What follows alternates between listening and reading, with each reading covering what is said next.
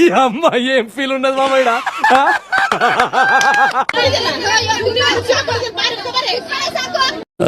తలుచుకుంటే ఏడుపు వస్తుంది సోదరా. ఎందుకు అంటే ఇప్పుడు ఎక్కేదేమో జెంట్స్ తక్కువ ఎక్కుతుండ్రు, లేడీస్ ఏమో కుప్పలు కుప్పలుగా ఎక్కుతుండ్రు. నాకు నిన్న ఒక ఆమె ఎక్కింది మౌనార్ నుంచి షాజ్నార్ కు. Very interesting. ఎక్కి మళ్ళీ మొహం కడుక్కొని ఫెయిర్ లీటర్ రుద్దుకొని మళ్ళీ బస్సు వచ్చి ఎక్కింది మేడం. ఏం వాడకమయ్యా అబ్బో. మళ్ళీ వచ్చి మొహం కడుక్కొని వచ్చేసింది, ఫెయిర్ ఇట్లా రుద్దుకొని వచ్చేసి మళ్ళీ ఇదే బస్సు ఎక్కేసింది. మళ్ళీ ఇదే బస్సు ఎక్కేసింది. తప్పులు చేసేవాళ్ళు ఎన్నిసార్లైనా చేస్తారు, భరించే శక్తి నా ఒక్కడికే ఉంది. ఫస్ట్ క్లాస్ నుంచి పీజీ గాని చదువు ఎంత వరకు చదువుకున్నా సరే వాళ్ళందరికి ఫ్రీగా ఇచ్చినా సరే ఇట్టాడిది ఏదో అవుద్దని అన్నిసార్లు అడిగారు. ఎక్కడికి వెళ్తున్నావు అని. మీకు అసలు ఏం రైట్స్ ఉన్నాయండి? మీరేమో అమ్మలక్కలకు ఫ్రీగా బస్సులు పెడితే జనాలు ఇరుగా మరుగు ఎక్కుతుండేసరికి కాలేజీ పిల్లలు స్కూల్ పిల్లలకు కూర్చునే సవలతులు కూడా లేకుండా ఇస్తున్నాయి. వదండి కూల్, నాకు నడకలవాటే. పద.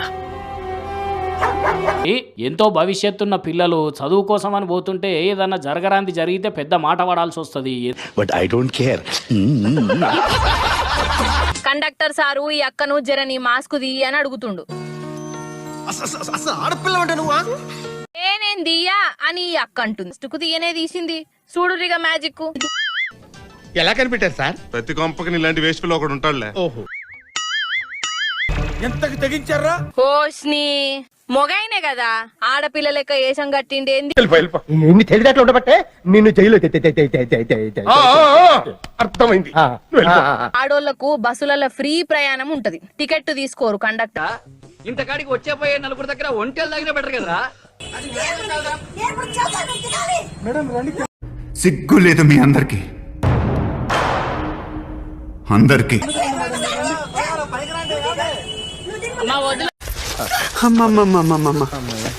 నేను ఇంటికి వెళ్ళిపోతాను భయ్య. దీంతో పళ్ళపోతున్నాను భయ్య.